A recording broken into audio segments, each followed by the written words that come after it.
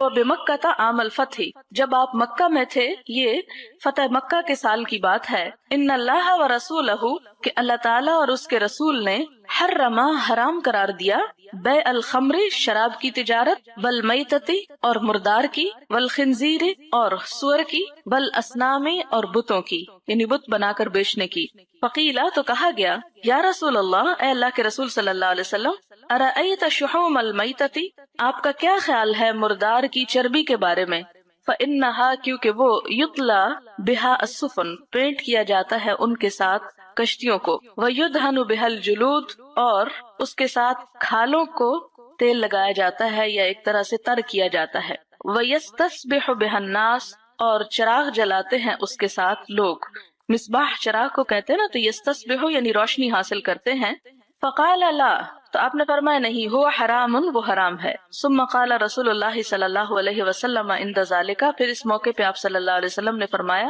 قاتل اللہ الیہود،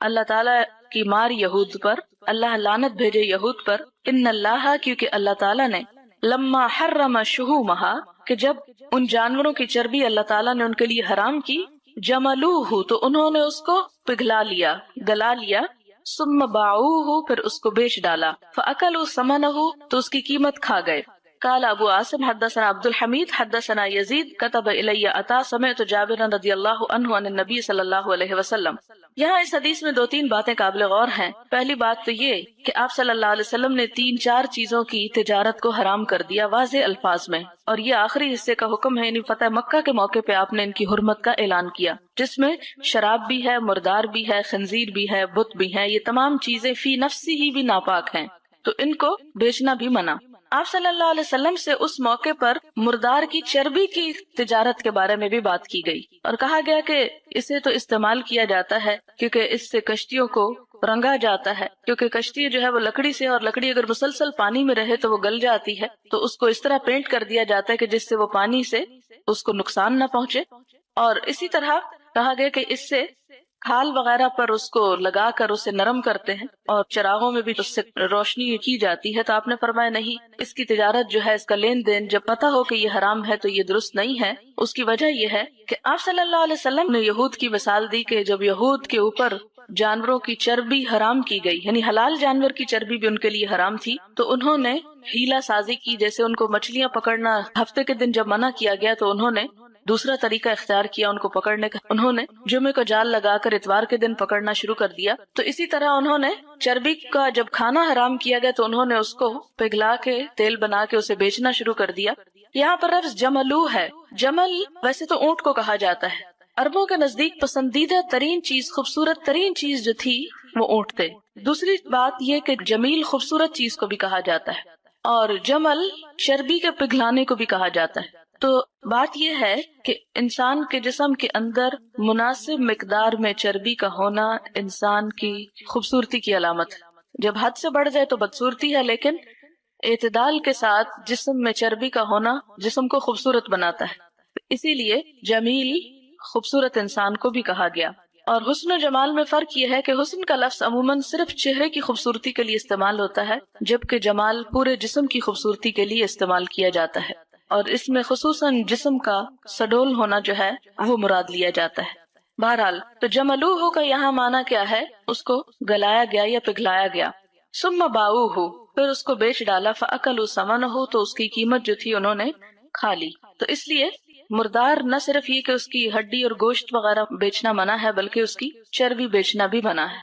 باب ثمن الکلب، کتے کی قیمت، کتے کا خرید و فروخت کرنا جو ہے۔ حدثنا عبداللہ ابن یوسف اخبرنا مالک عن ابن شہاب عن ابی بکر ابن عبد الرحمن عن ابی مسعود الانصاری رضی اللہ عنہ ان رسول اللہ صلی اللہ علیہ وسلم نہا عن ثمن الکلب، نبی صلی اللہ علیہ وسلم نے کتے کی قیمت لینے سے منع کیا، ومہر البغی، اور لونڈی کی کمائی سے، یعنی زنا وغیرہ کر کے جو قیمت وہ لائے، وحلوان الکاہن، اور کاہن کی مٹھائی سے، کیونکہ لوگ کاہن کو غیب کی خبریں پوچھنے کے لیے جو ہدیتاً میٹھا دیتے تھے اس کو کھانے سے بھی منع کیا گیا۔ اور آپ کو معلوم ہوگا حضرت ابو بکر کا وہ واقعہ کہ جب ایک مرتبہ انہوں نے اس قسم کی کوئی چیز کھا لی تو پھر گلے میں انگلی ڈال کر اسے طے کر کے نکالا، کیونکہ آپ صلی اللہ علیہ وسلم نے اس کو ناپسند قرار دیا۔ حدثنا حجاج بن منهال حدثنا شعبة قال اخبرني عون بن ابي جحيفة قال رأيت ابي، کہتے ہیں کہ میں نے اپنے والد کو دیکھا، اشترى حجاما، کہ انہوں نے ایک پچنے لگانے والا غلام خریدا، فامر بمحاجمه، اور پھر حکم دیا اس کے ہتھیاروں کے بارے میں، فکسرت، تو توڑ ڈالے گئے، فسألته عن ذلك، تو میں نے اس سے اس کے بارے میں پوچھا کہ ایسا کیوں کیا، فقال، تو انہوں نے کہا، ان رسول اللہ صلی اللہ علیہ وسلم، کہ نبی صلی اللہ علیہ وسلم نے منع فرمایا ہے، ان ثمن الدم، خون کی قیمت سے، یعنی خون کی خرید و فروخت، وثمن الکلب، اور کتے کی قیمت، وکسب الامۃ، اور لونڈی کی کمائی، ولعن، اور آپ نے لعنت فرمائی، الواشمۃ والمستوشمۃ، گودنے والی اور گدوانے والی پر، یعنی فاعل اور مفعول، یعنی وہ عورت جو کام کرنے والی ہے اور جو کروانے والی ہے، دونوں ہی شریک ہیں اس لعنت میں۔ اور گودنے کا پہلے بھی بتایا گیا کہ جسم کے اندر مختلف ایسے نشان لگانا یا پھول بوٹے بنانا کہ جو پرماننٹلی جسم کے اندر اسٹے کر جائے، اس کا لفظ جو ہے شیعتن سے ہے۔ وآکل الربا، اور سود کے کھانے کو، وموکلہ، اور اس کے کھلانے والے کو، یعنی لعنت کی، دونوں ہی اس میں شامل ہیں۔ ولعن المصورہ، اور تصویریں بنانے والے پر بھی لعنت کی، یہ جاندار کی تصویر کی طرف اشارہ، بے جان نہیں۔ بسم اللہ الرحمن الرحیم، کتاب السلم، بیع سلم کے بارے میں۔ یہاں پر میں تھوڑی سی وضاحت پہلے کر دوں سلم کے لفظ کی، تاکہ آپ کو آئندہ جب میں لفظ سلم ہی بولوں گی تو آپ کے ذہن میں تصور واضح ہونا چاہیے۔ بیع کا مطلب تو ہوتا ہے تجارت، خرید و فروخت، اور وہ کس طرح؟ مثلا آپ کسی بھی دکان پر جا کر پیسے دیتے ہیں اور چیز لے کر گھر آ جاتے ہیں، یہ آپ نے کیا کیا؟ خرید و فروخت کی، یہ ایک تجارتی عمل تھا، اس کے جواز میں تو کوئی شک نہیں، یہ جائز ہے، اور ہر روز معاملات ایسے چلتے رہتے ہیں۔ لیکن یہاں پر ایک بیع کی خاص قسم کا ذکر کیا جا رہا ہے جس کو بیع سلم کہتے ہیں، اسے سلف بھی کہا گیا ہے۔ سلف، جس طرح ہم اردو میں بھی کہتے ہیں نا سودا سلف، ہے نا، تو وہ سلف بھی اسی سے ہی ہے، وہ بھی سلم ہو یا سلف، یہ بیع کی ایک قسم ہے۔ اس میں کیا ہوتا ہے، یہ عام بیع سے تھوڑی سی مختلف ہے۔ عام روزمرہ کی جو ہماری خرید و فروخت ہے اس سے ذرا مختلف ہوتی ہے اس کی صورت، اور وہ کیا ہے کہ انسان نمبر ایک یا تو سودا پہلے لے لے اور قیمت بعد میں دے، یا یہ کہ قیمت پہلے دے دے اور سودا بعد میں لے۔ مثلا ایک انسان کسی دکاندار کو پیسے دے آئے کہ یہ 1000 روپیہ رکھ لو، اور جب تمہارے پاس 10 کلو تیل آ جائے تو وہ تم مجھے بھیج دینا۔ اب یہ کیا ہوا کہ 1000 روپیہ بھی معلوم ہے کہ 1000 دیا، اور اتنے کا جو تیل آتا ہے مثلا 10 کلو مثال کے طور پر، تو وہ بھی، تو یہ کیا ہوئی کہ بیع سلم ہوئی، جس میں آمنے سامنے ایک ہوتا نا کہ قرآن پاک میں بھی آپ نے پڑھا تجارتن حاضرتن تدیرونہا بینکم، کہ حاضر تجارت، حاضر تجارت کیا ہے؟ پیسے بھی حاضر ہیں، چیز بھی حاضر ہے، ٹھیک۔ اور یہ کیا ہے؟ سلم۔ سلم کا ویسے تو مطلب ہوتا ہے نا سپرد کر دینا، سونپ دینا، یعنی پہلے پیسے دے دینا اور پھر سودا بعد میں لے آنا، یا پہلے چیز لے لینا اور پیسے بعد میں بھجوا دینا۔ مثلا آپ بازار میں گئے اور آپ کو کوئی چیز پسند آ جاتی تو آپ وہ لے لیتے ہیں، دکاندار آپ کا جاننے والا ہے، اور آپ کہتے ہیں اچھا میں جا کے گھر پیسے بھجوا دیتا ہوں، تو یہ کیا ہو گیا؟ سلم ہو گیا، بیع سلم۔ کیا یہ جائز ہے یا نہیں، یہ معلوم کریں گے ہم یہاں پر۔ باب السلم فی کیل معلوم،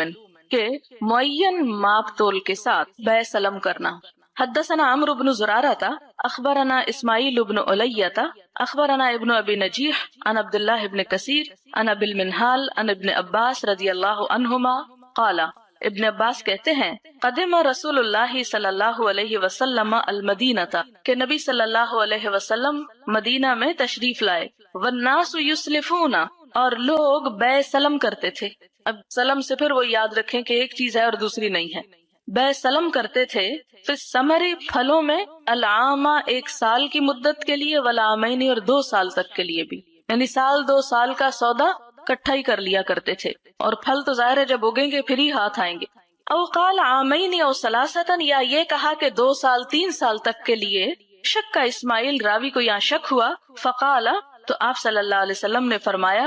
من سلف فی تمرن، جو بیع سلم کرے، کس میں؟ فی تمرن، تمر کیا ہے؟ کھجور، تو کیا کرے؟ فلیسلف، بس چاہیے کہ بیع کرے، فی کیل معلوم، معلوم ناپ میں، ووزن معلوم، اور معلوم وزن کے ساتھ۔ تول کیا ہوتا ہے؟ کسی چیز کو ترازو پہ تولنا، اور ناپ کیا ہوتا ہے؟ کسی پیمانے کے ساتھ ناپ کر دینا، جیسے ان کے ہاں سا ایک پیمانہ ہوتا تھا، جیسے ہمارے یہاں دیہاتوں میں اس کو شاید ٹوپا بولتے ہیں یا کچھ اس طرح کی بات، ٹوپی کی طرح ہی شاید ہوتا ہے، تو وہ اس سے ناپ کے جیسے گیہوں، گندم، چاول وغیرہ دیے جاتے ہیں۔ تو آپ صلی اللہ علیہ وسلم نے فرمایا کہ اس میں حرج نہیں ہے، یعنی یہ تجارت بے سلم جو ہے جائز ہے، لیکن شرط کیا ہے کہ اس کا جو وزن ہے یا ناپ ہے وہ معلوم ہونا چاہیے کہ کتنا، مجہول نہ ہو۔ یہ نہ ہو کہ یہ 1000 روپے لے لو اور جب کھجورے ہیں تو مجھے کھجورے دے دینا، اب جب کھجوروں کا وقت آئے اور وہ اس کو 2 کلو کھجورے لا کے دو کہ جی یہ تو میں نہیں لیتا، میں نے اس لیے تو نہیں پیسے دیے تھے، تو یہ جھگڑا ہو جائے گا نا ایک۔ تو اگر پہلے سے ہی چکا لیا جائے کہ یہ ہے 1000 روپے اور اس کے عوض مجھے 5 کلو یا 10 کلو کھجور لینا ہوگی، اب وہ دیکھ لے گا کہ ہاں واقعی دینے والا یہ بات مانتا ہے کہ وہ 5 کلو یا 10 کلو یا جو بھی جس پہ بھی وہ راضی ہو، اگر دونوں فریق راضی ہیں، پیسے دینے والا اس قیمت کے دینے پہ راضی ہے اور سودا دینے والا اس سودے کے دینے پہ راضی ہے، تو پھر اس میں کوئی حرج نہیں اگر پیسے پہلے لے کر پھل جو ہے وہ بعد میں دیا جائے۔ حدثنا محمد اخبرنا اسماعیل عن ابن ابی نجیح بہذا فی کیل معلوم، کہ معین ماپ تول کے ساتھ، باب السلم فی وزن معلوم، معلوم وزن میں بے سلم کرنا۔ حدثنا صدقہ اخبرنا ابن عیینہ اخبرنا ابن ابی نجیح عن عبداللہ ابن کثیر عن ابی المنہال عن ابن عباس رضی اللہ عنہما قال قدم النبی صلی اللہ علیہ وسلم المدینہ، کہ نبی صلی اللہ علیہ وسلم مدینہ تشریف لائے، وہم یسلفون بالتمر السنتین والثلاث، اور لوگ جو تھے 2-3 سال کی مدت تک کے لیے کھجور کو بے سلم کیا کرتے تھے۔ فقالا، تو فرمایا، من اسلف فی شیئن، جو شخص بھی کسی چیز کے بارے میں بے کرے یعنی بے سلم، ففی کیل معلوم، تو معلوم یا معین پیمانے کے ساتھ، و وزن معلوم، اور معلوم وزن کے ساتھ، الی اجل معلوم، معین میعاد یا مدت تک کے لیے۔ اب پچھلی حدیث میں ایک چیز کا پتہ چلا اور وہ کیا ہے، پیمانہ یا وزن، کہ وزن معلوم ہونا چاہیے۔ یہاں کیا پتہ چل رہا ہے کہ مدت بھی معلوم ہونی چاہیے کہ کتنے عرصے تک کے لیے۔ حدثنا علی حدثنا سفیان قال حدثنی ابن نجیح وقال فلیسلف فی کیل معلوم الی اجل معلوم۔ حدثنا قتيبة حدثنا سفيان عن ابن ابي نجيح عن عبد الله ابن كثير عن ابي المنهال قال سمعت ابن عباس رضي الله عنهما يقول قدم النبي صلى الله عليه وسلم، نبی صلی اللہ علیہ وسلم تشریف لائے، وقال في كيل معلوم ووزن معلوم الى اجل معلوم۔ حدثنا ابو الولید حدثنا شعبہ عن ابن ابی المجالد وحدثنا یحییٰ حدثنا وکیع عن شعبہ عن محمد ابن ابی المجالد حدثنا حفص بن عمر حدثنا شعبہ قال اخبرنی محمد او عبد اللہ ابن ابی المجالد قال اختلف عبد اللہ ابن شداد و ابو بردہ فی السلف، عبداللہ بن شداد اور ابو بردہ کے درمیان اختلاف ہوا، کس معاملے میں؟ فی السلف، بے سلم کے معاملے میں۔ فبعثونی، تو انہوں نے بھیجا مجھ کو، الی ابن ابی اوفا، ابن ابی اوفا کے پاس، رضی اللہ عنہ۔ فسألتہ، تو میں نے ان سے پوچھا، فقالا، تو انہوں نے کہا، انا کننا نسلف، بے شک ہم بے سلم کیا کرتے تھے، علی عہد رسول اللہ صلی اللہ علیہ وسلم، نبی صلی اللہ علیہ وسلم کے زمانے میں، و ابی بکر، ابو بکر کے زمانے میں، و عمر، اور حضرت عمر کے زمانے میں، فی الحنطۃ والشعیر والزبیب والتمر، گیہوں کے معاملے میں، جوار، زبیب کہتے ہیں منقع، و تمر، اور کھجور۔ وسألت ابن ابزہ فقال مثل ذلك، اور کہتے ہیں کہ میں نے ابن ابزہ سے بھی پوچھا تو انہوں نے بھی ایسا ہی کہا۔ یعنی یہ اختلاف کا حل کیا بتایا کہ جو یہ کہتا تھا کہ جائز نہیں، اس کو بتا دیا گیا کہ یہ جائز ہے۔ حضور صلی اللہ علیہ وسلم اور خلفائے راشدین میں سے بھی 2 کے زمانے میں، چونکہ اس وقت تک یہ 2 ہی زمانے گزرے ہوں گے، ان دونوں کے زمانے میں بھی یہ تجارت کا طریقہ چلتا رہا، اور صرف 1-2 چیزوں کے بارے میں نہیں، بہت سی چیزوں کے معاملے میں یہ طریقہ جو تھا یہ رائج تھا، اور ایسا کرنا جائز اور حلال ہے۔ باب السلم الی من لیس عندہ اصل، ایسے شخص سے سلم کرنا جس کے پاس اصل مال ہی نہیں۔ حدثنا موسى بن اسماعیل حدثنا عبد الواحد حدثنا الشیبانی حدثنا محمد بن ابی المجالد قال بعثني عبد الله بن شداد وابو بردہ الى عبد الله بن ابی اوفا رضی اللہ عنہما فقال، عبداللہ بن اوفا رضی اللہ تعالیٰ عنہ کے پاس بھیجا گیا تو ان دونوں نے کہا، سلہ هل کان، اور جا کے کیا پوچھو کہ کیا کان اصحاب النبی صلی اللہ علیہ وسلم فی عہد النبی صلی اللہ علیہ وسلم یسلفون فی الحنطہ، کہ کیا نبی صلی اللہ علیہ وسلم کے زمانے میں گیہوں کے معاملے میں بے سلم ہوا کرتی تھی، یعنی کیا لوگ ایسا کیا کرتے تھے؟ فقال عبداللہ، تو عبداللہ نے کہا، کننا نسلف، ہم بے سلم کرتے تھے، نبیت اہل الشامی، اہل شام کے کاشتکاروں میں سے، یعنی شام کے جو ایسے لوگ تھے جو گیہوں وغیرہ بیچتے تھے، کاشتکار تھے، ان کے ساتھ یہ بے ہم کیا کرتے تھے، فی الحنطتی گیہوں میں، والشعیری اور جوار میں، والزیتی اور زیتون میں، فی کیل معلوم الی اجل معلوم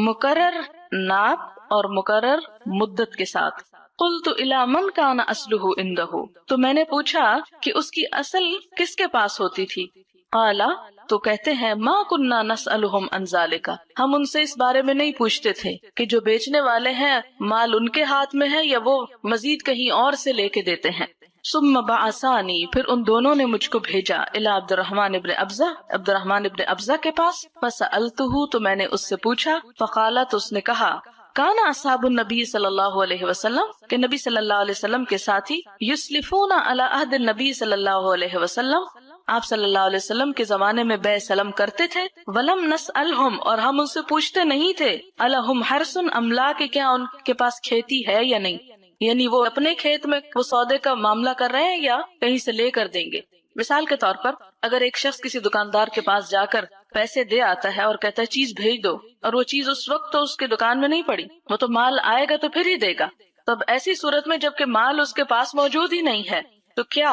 اس کے ساتھ ایسی بے کر سکتے ہیں؟ تو کہتے ہیں کہ ہم اس معاملے میں نہیں پڑھتے تھے کہ وہ ہے یا نہیں، ہم باہم معاہدہ کر لیتے تھے اور پھر اس کو پورا کر دیا کرتے تھے۔ حدثنا اسحاق حدثنا خالد بن عبد اللہ عن الشیبانی عن محمد بن ابی المجالد بہذا وقال فنسلفهم في الحنطة والشعير، ہم ان کے ساتھ بے سلم کرتے تھے گیہوں اور جوار کے بارے میں۔ وقال عبداللہ بن الولید، عبداللہ بن ولید کہتے ہیں، عن سفیان حدثنا الشیبانی وقال والزیت، اور زیتون کے معاملے میں بھی۔ حدثنا قتیبہ حدثنا جریر عن الشیبانی وقال في الحنطة والشعير والزبیب،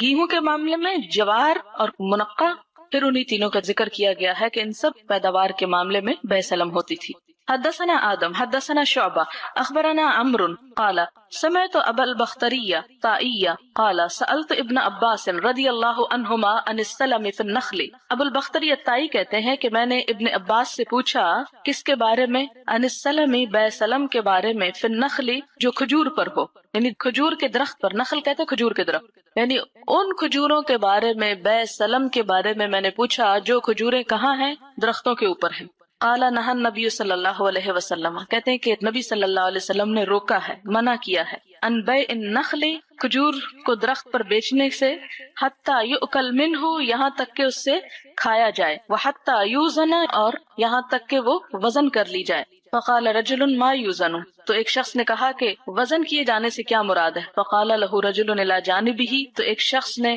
جو ان کے پاس ہی تھا اس نے کہا حتی یحرز، یہاں تک کہ اندازہ کرنے کے قابل ہو جائے۔ وقال معاذ حدثنا شعبۃ عن عمرو قال ابو البختری سمعت ابن عباس رضی اللہ عنہما نہى النبی صلی اللہ علیہ وسلم مثلہ، کہ نبی صلی اللہ علیہ وسلم نے اس سے روکا ہے۔ اب سوال یہ ہے، شاید آپ کے ذہن میں اٹھا ہو یہ سوال کہ اس کی وجہ کیا تھی کہ وہ کھجور جو درخت کے اوپر ہے اس میں تو بے سلم سے روک دیا گیا اور مطلقاً کھجور کی بے سلم سے نہیں روکا گیا، کیوں؟ اس کی وجہ یہ ہے کہ جو پھل اتر چکا ہے یا اتر جائے گا اس کی تو ظاہر ہے کوالٹی بھی معلوم ہے، اس کی قسم، اس کا نام، اس کا وزن، اس کی ہر چیز معلوم ہے، اس میں تو کسی دھوکے کا اندیشہ نہیں۔ لیکن اگر ایک پھل ابھی درخت کے اوپر ہی ہے تو کوئی پتہ نہیں کہ وہ پکتا بھی ہے یا نہیں، یا وہ سوکھ جاتا ہے، یا اس کو کوئی ایسی بیماری ہو جاتی ہے کہ وہ اترتا ہی نہیں، لہٰذا درخت پر پھل کو اس وقت تک بیچنے سے منع کیا گیا جب تک کہ وہ کیا نہ ہو جائے، پک نہ جائے۔ جیسے پیچھے بھی آپ حدیث پڑھ چکے ہیں کہ وہ پھل اسی وقت بیچا جا سکتا ہے جب وہ پک جائے اور اس کی صلاحیت ظاہر ہو جائے اور اس کے وزن کا اندازہ ہو جائے۔